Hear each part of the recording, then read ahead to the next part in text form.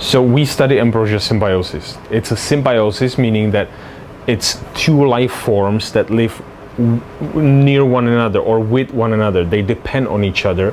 The more accurate term is a mutualism, meaning that they mutualistically help one another in nature out with whatever they're doing in life. It's a symbiosis between beetles and fungi. And specifically, these are beetles that bore holes in wood and fungi that help them get nutrients from wood. Here's an example. Here's a little beetle that bores a hole inside a twig. This is a very small twig. This is magnified. And then made a hole like this throughout the twig. And you see the white stuff inside? That's the fungus. It's literally a fungus garden. These beetles are gardeners. They plant fungus in wood, and the wood helps them get the nutrients out of it, and then they eat the fungus. Like sheep, they graze on it. You see, this is the little lawn of a fungus. And these little white things are the beetle babies, the larvae, and those also eat just the fungus. So even though they bore holes in wood, they're really fungus farmers.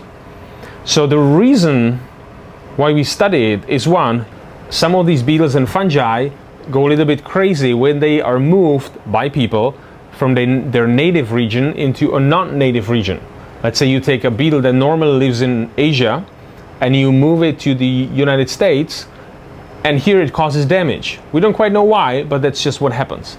So when we people mess around with nature, sometimes it causes huge damages, and this is a perfect case. The avocado industry in Florida may as well end pretty soon because of one species of a beetle and one species of a fungus that turn out to be very pathogenic to it. They're from Asia. Nobody studied them before they started to cause damage.